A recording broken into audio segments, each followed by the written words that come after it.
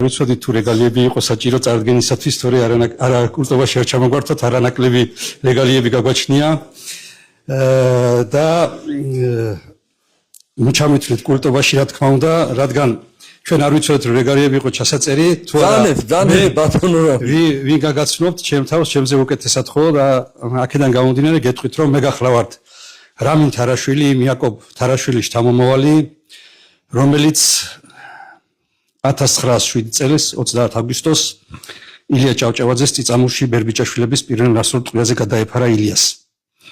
და თუ ჩვენ ამ ფაქტიდან მე მაგალითად ამ ფაქტიდან დავიწყებდი შესავალს რომ ვინ ესროლა ილია ჭავჭავაძეს და ჩემ უძვირაფასეს პაპას წინაპარს ქართველმა ესროლა გარე ქვეყნების ინტერესების დაკვეთიდან გამომდინარე.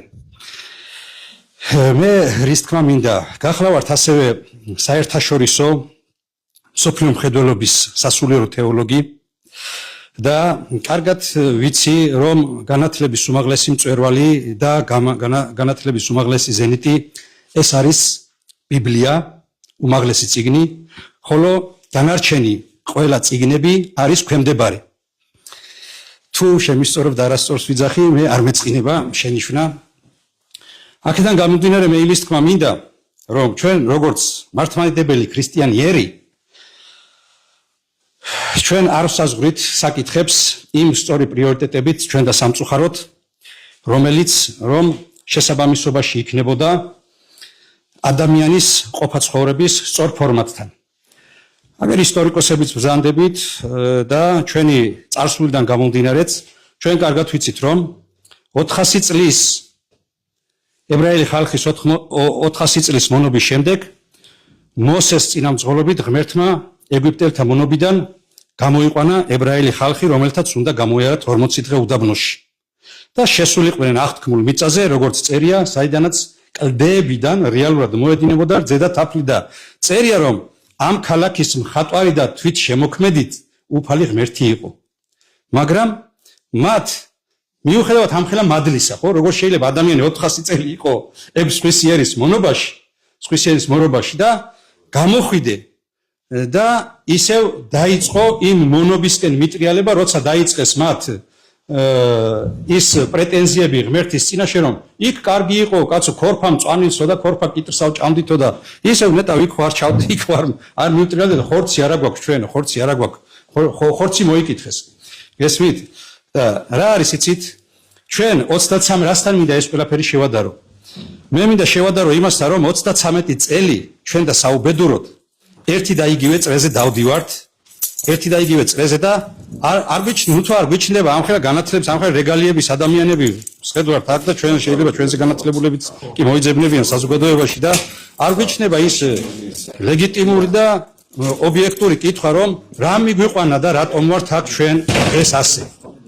და მოვიშველიებ დავითის 126 ფსალმუნის პირველ და მეორე მუხლს, სადაც წერია შემდეგი სიტყვები, რომ თუ ღმერთმა რა აშენა ქვეყანა, ტყუილად გაირჯებიან მისი მშენებლები და თუ ღმერთმა არ დაიცვა ქალაქიო, ტყუილად იფხიზლებენ გუშაგნიო. ეს ორი მუხლი მოწმობა იმისა, რომ ჩვენ თუ ღვთიური პრიორიტეტებით არ ვისწავლეთ ეს ამა თუ იმ საკითხების განსაზღვრა და თუნდაც თუ არ ვიყავით თუ კომპრომისოები ისეთ საკითხებთან, რომელიც წინააღმდეგობაში მოდის ჩვენს ქრისტიანულ ღირებულებათა პრინციპებთან წინააღმდეგობაში თუ არ მოდის, არ შეგვიძლია ჩვენ რომ ესე იგი ავიყოთ უკომპრომისოები. ესე იგი რა გამოდის, რომ როცა ღმერთი გვეუბნება რომ ან იყავით ცხელი, ან იყავით ცივი, თორე ნელთბილს ამოგანთხევ ჩემი პირიდანო. და ჩვენ საუბრობთ იმას, რომ თითქოს ამ ხელისუფლებას რაღაცეებში კონსტრუქციულად უნდა გავყვეთ. თქვენ სახელი შემახსენეთ დამავიწყდა ის ბატონო დემო, დიახ, თქვენ ბრძანეთ რომ რაღაც ისე შევყვეთ ამ ხელისუფლებას. არა, მარი ფაქტიური ხელისუფლება, ამიტომ მითანამშრომლობს კრიზისიდან გამოსვლის გზები ცნობილია და ერთად გამოვიდეთ კრიზისიდან. უკან დახევა არ არის ესუსტის ნიშანი, უკან დახევა არის გონიერების ნიშანი. ჩვენ იმედს, პატარა იმედს ვიტოვებთ ისე, მაინც ხო იცით, რომ არ ვიყოთ ის ნიჰილისტები, რომ ამ ხელისუფლებაში ვიღაცა შკოა დარჩა. რავით, შეიძლება მომესმათ როგორ რაღაც კონსტრუქციულად უნდა გავყვეთო და რაღაც და კიდე გეუბნებით ეხლა. აი, მან თალში მოდის მოგიხდით. თვალწინ. რავით, ესე მომესმა ყოველ ესე იგი შემთხვევაში. ცუდად მოგეცმა. შეიძლება არ გამოურიცხავ. ჩვენ არავისთან უკვე საპირფერო და სალოიალო აღარაფერი აღარ აგვაქვს, იმიტომ რომ ჩვენ უკვე საკმარისზე მეტად გადაგვჩეხეს უკვე მე-13 წელია ეს ხელისუფლება ძალადობს საკუთარ ერზე. ტელევიზორში გამოვიდა ადამიანი და ამბობს, რომ ესე იგი გასაგებ ენაზე თქვა ადამიანმა, იცით? აქვს ერთი ის პლუსი, რომ პირდაპირ ეუბნება ხალხს, კი არაფერს თქვის, კაცო, ის კაცი იმ ნაწილში, რასაც ახლა მე ვიტყვი. ადამიანი აქვს, რომ მე არაფერი არ მაინტერესებს, მე ქვეყნის ბედი არ მაინტერესებს, ჩემი ფულის გარდაო, ხო, პირველ რიგში, მე ჩემი ფული მაქვს ამოსაღებიო. ამოვიღეთ ჩვენ ხმა?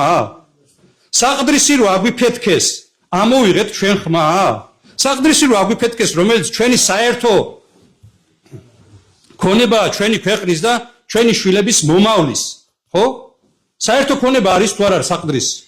იყო თუ არის კი არა? იყო. რა თქმა უნდა. ესე იგი ჩვენ გაგვტესტა ხელისუფლებამ, თუ ჩვენ რაზე ვიქნებოდით წამსვლელები, რა შეგვიძლია, რა დონეზე შეგვიძლია ესა თუ ის დარღვევების გატარება, ან ამ დარღვევებთან შეგუება და აქედან გამომდინარე ჩვენ ვერ შევძელით, რომ ჩვენი საერთო ქონება დაგვეცვა. ჩვენი საერთო ქონება როცა ერთჯერ ვერ დაიცავ, მეორედ ვერ დაიცავ, მესამედ ვერ დაიცავ, მეოთხედ, მეხუთედ იმაზე უკეთეს კი არა უარეს, ბოდიში ამ სიტყვაზე, უარეს გვაკადრებენ, რაც არ გვეკადრება. მაგრამ უყურეთ ახლა რა ხდება. ჩვენ მაგალითად ბრძოლის გარეშე ქართველებს და უნდა მოვერიდოთ სისხლის ღვრას და რას. მე სისხლი არ გაგვდის თრიალით, რომელი კუთხიდან არ გაზდის ჩვენს ქვეყანას სისხლით თრიალი? ხო, აი მასიც გამახსენებს, სისხლს მოვერიდოთო და რაღაცა აქედან დამამახსოვრდა. არა, მე როგორ გეკადრება, მე რამინ თარაშვილი ვარ და გნევავთ, გადაახვიეთ მე ეს ხო იწერება ახლა კაც ჩვენი საკუთარი. ეს გადავახვიოთ ეს ჩანაწერი, მე შეხედეთ ხელმეორედ და ნახეთ თქვენი სიტყვები, მე თუ რა ვიცი, მეხსიერება მე დღემდე არ უღალატია ჩემთვის და დღეს მიღალატ და მაინც. აქედან გამომდინარე მე მინდა გითხრათ რომ ჩვენ უკან დასათმობი და უკან დასახევი არაფერი აღარ აგვაქვს. რაც ამ ბატონმა ბრძანა რომ ესე იგი ჩვენ ვისთვის ვიბრძოლოთო, ჩვენ უნდა ვიბრძოლოთ ჩვენი მომავალი თაობებისთვის უნდა ვიბრძოლოთ და იმ დაკარგულის შემოსაბრუნებლად და აღსადგენად უნდა ვიბრძოლოთ. რაც რომ ჩვენ წაგვართვეს ნებიცით თუ უნებლიეთ და იძულებით წაგვართვეს და რა ვიცი ახლა ვის ველოლიავებით, რატო ველოლიავებით ეს ჩემთვის წარმოუდგენელია ზოგადად დღევანდ ლოლიაობა არ არის, აქ არ უნდა ვისხდეთ ახლა ჩვენ. აბა როგორ უნდა იყოს? როგორ უნდა ვიყოთ და იმ კარებთან უნდა ვიდგეთ, ვინც ეს ქვეყანა აქ ამ დროინდე მიიყვანა და უნდა უთხრათ ერთი გამოდი შემამაცხონებულო, რას გვერდში ამ ხალხს? რა გინდა, რას გედავები? ვინ ახარ, ვინ მოგცა შენ ამის უფლება? ერთი წუთით დაიოკეთ თავი.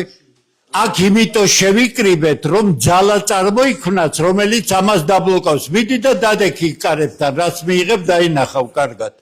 ხო და ესე იგი თავს უფრთხილდებით? ჩვენ წინაპრებს სიცოცხლე ჰქონდათ მოძულებული, რომ თავის სიცოცხლის თორფასად იზრდნენ. ერთი წუთით საერთოდ საით მიდიხართ, სასაუბარია, როგორი საუბარია და საით წაიყვანე. როგორი საუბარია და კი არ წავიყვანე, თქვენ ხო თქვენი სიტყვა თქვით, მე რა შეგეთავეთ თქვენ ადამიანო. ჩემ სიტყვებს რატო ამახინჯებთ? მე არაფერს არ ვამახინჯებ, თქვენიდან მოსმენილის ანალიზს ვაკეთებ და ვაჟღერებ იმ სიტყვას, რაშიც მე ვხედავ გამოსავალს და მევაკეთებ ჩემ შეფასებას. იმიტომ რომ ესე იგი 33 წელია ერთ წელზე დავდივართ და არ დარჩა ესე იგი ჩვენ ქვეყანას მოსაგლეჯი ადგილი, საიდანაც რომ სისხლი არ გაზრდით თრიალი და კიდე ესე იგი ჩვენ უნდა დაკვირვებები ვაწარმოოთ თურმე, ჩვენ კიდე ესე იგი სად გაიგონეთ ეს ყველაფერი? კიდე გეუბნებით ახლა, სად გაიგონეთ? დღევანდელი მდგომარეობა და ჩვენი პასიურობა და ჩვენი არაკატეგორიული მოქმედება ამის დასტურია. მისმინეთ, აქ რატომ ხართ მოსული? არა, უყურეთ, შეიძლება თქვენთვის სწორი არ არის, მაგრამ უყურეთ ახლა როგორ მოხდა.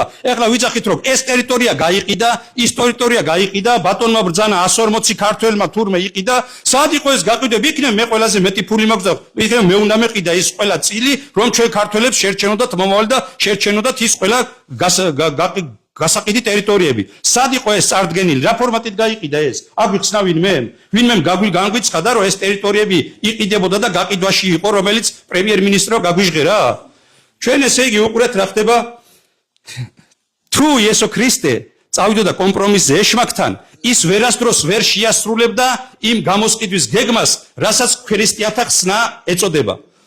ჩვენ ესე იგი აღარა გვაქვს ფაქტიურად მე ამას ვამბობ რომ ჩვენ ფაქტიურად აღარა გვაქვს იმის დრო რომ ახლა ჩვენ კიდე უყუროთ ესე იგი ჩვენ კიდე ბოლომდე გადაგჩეხავს კიდე ახლა თავს მოგაჭირს ფეხს მოგაჭირს თუ რაღაც ძალიან აქ კი დროის მიხედვით ახლა რა ორი წინადადება ხომეტი ხო არ მითქვია რაც ახლა თქვენ საკითხზე წერან თქვენ განაცხადეთ რომ ამ თემაზე ჩვენ ვიცით რომ მიწებზე უნდა გვესაუბრა მაგრამ აღმოჩნდა ამ კანონზე ამ კანონს რომ დაუკვირდეთ ხო თითქოს ყველა განათლებული ადამიანები ვართ მაგრამ ხო ამას არსებობს ქართული გრამატიკის სინტაქსი და მორფოლოგია ესე იგი უყურეთ წინადადება რას ულტიმატუმი სახელმწიფოსი რას მოიცავს ესე იგი თუ არ მაღიარებ მე შენ დაგიჭერ ეს არის თუ არა იძულებითი ფორმატი და თუ ეს ასია განა თვითონვე ამ კანონის წარმომქმნელი და გამჟღერებელი თუ დამდგენელი არ აღიარებს თავისივე უკანონობას თუ ესე იგი თუ შენ ლეგიტიმური ხარ რაში გჭირდება შენ ვინმეს იძულებითი აღიარება და ესე იგი გეუბნება რომ თუ არ მაღიარებ მე შენ დაგიჭერ